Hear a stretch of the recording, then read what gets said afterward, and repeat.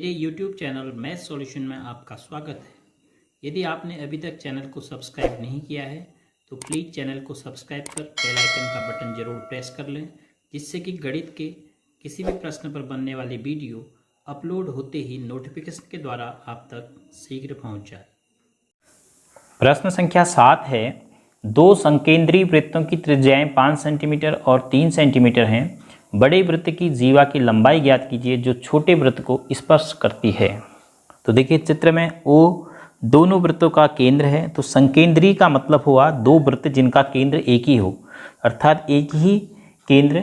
तो एक ही जगह आपने अपने प्रकार की नोक रखी और त्रिज्या बढ़ाकर दूसरा वृत्त खींच दिया, तो दोनों वृत्त क्या हो गए? संकेंद्रीय वृत्त हो गए। तो एक की त्रिज्या ओ से लेकर ए तक है 5 सेंटीमीटर, दूसरे की ओ से लेकर सी तक है 3 सेंटीमीटर। तो बड़े वृत्त की जीवा की लंबाई ज्ञात करनी थी जो छोटे वृत्त को स्पर्श करती हो।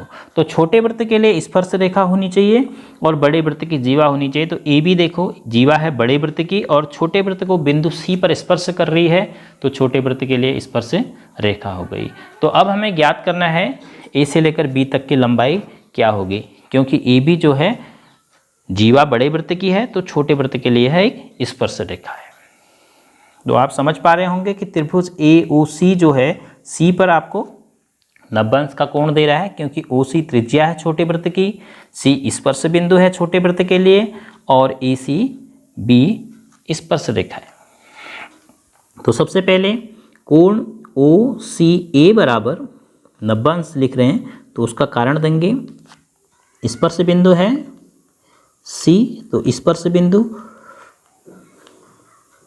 सी पर स्पर्श बिंदु सी पर ओ सी त्रिज्या जो है लंबवत होगी ए बी स्पर्श रेखा के। तो इस समकोण त्रिभुज ओ ए सी में पाइथागोरस प्रमेय लगाएंगे आप, तो समकोण त्रिभुज ओ ए सी में बौधायन पाइथागोरस प्रमेय से कर्ण का वर्ग बराबर आधार का वर्ग धन लंब का वर्ग। बौधायन पाइथागोरस प्रमेय का कथन है। तो कर्ण है सी के लिए ओ ए जो बड़े वृत्त की त्रिज्या है बराबर आधार है ए से लेकर सी तक ए सी का वर्ग धन लंब है ओ से लेकर सी तक जो छोटे वृत्त की त्रिज्या है। तो ओ ए है 5 का वर्ग, ए सी का वर्ग धन ओ सी है 3 का वर्ग।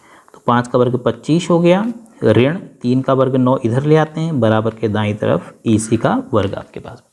तो ए सी का वर्ग बराबर 25 में से 9 घटा के 16 है, तो ए सी बराबर 16 का वर्गमूल। तो यहाँ पर ए सी लंबाई है जीवा की आधी है वो बराबर 4 सेंटीमीटर। अब देखो मैंने एक सेंटेंस बोला जीवा की आधी है वो, क्यों? किसी भी जीवा पर केंद्र से लंब जो है जीवा को समद्विभाजित कर देता है। तो सी जो है ए बी का मध्य बिंदु है, क्योंकि ओ सी ए बी पर लंब है। चूंकि ओ सी लंब है ए बी, इसीलिए ए सी बराबर बी सी।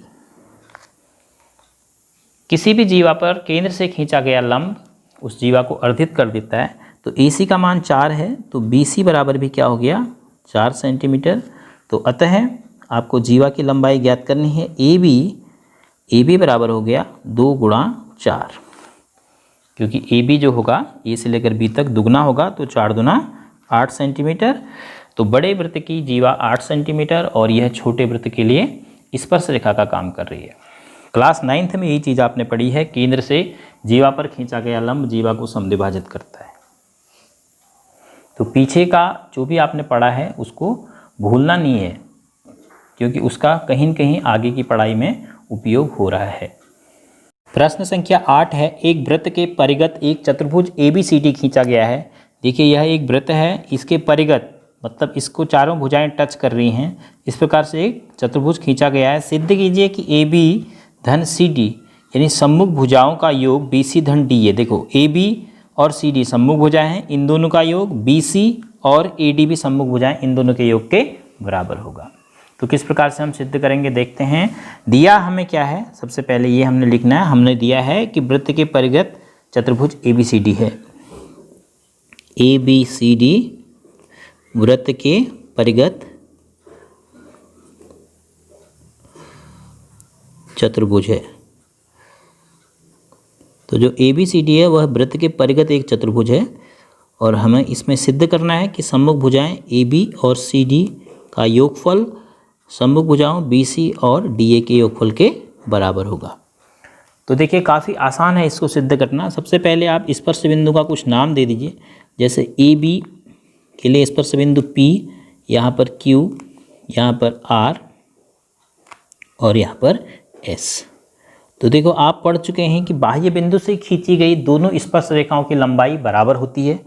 तो B एक बाह्य बिंदु है जहाँ से BQ और BP दो स्पर्श रेखाएं हैं, तो BQ की लंबाई BP के बराबर होगी। इसी प्रकार C एक बाह्य बिंदु है, C से स्पर्श रेखाएं CR और CQ बराबर होंगी।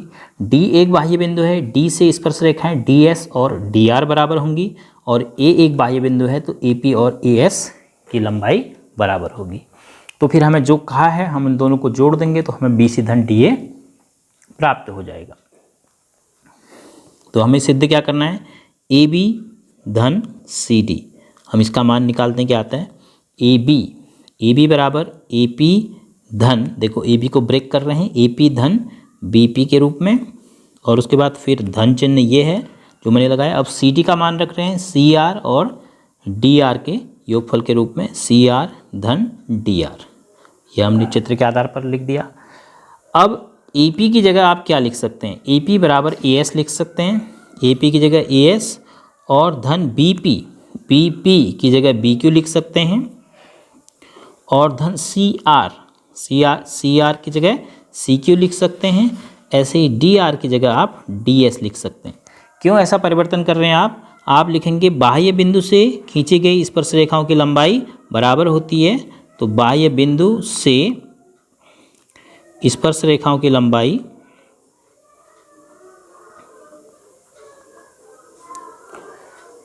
की लंबाइयाँ बराबर होती हैं। यह हमने पढ़ा है, सिद्ध भी किया है।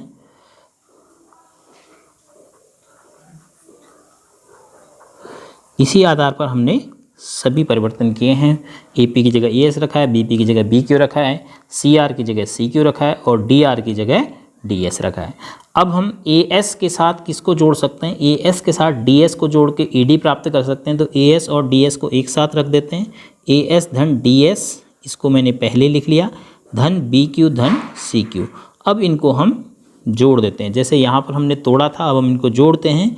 AS और DS मिला के आपको क्या दे रहे हैं चित्र में, DA, और BQ और CQ मिला के, BQ और CQ मिला के BC।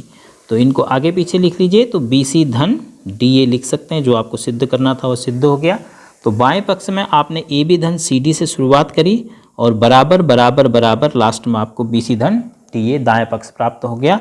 तो इति सिद्धम। और अब इसको आप ध्यान भी रखिएगा, किसी भी वृत्त के परिगत जो चतुर्भुज होगा उसके सम्मुख भुजाओं का योग हमेशा बराबर होगा। इसका हम प्रयोग भी करेंगे प्रश्न को हल करने में।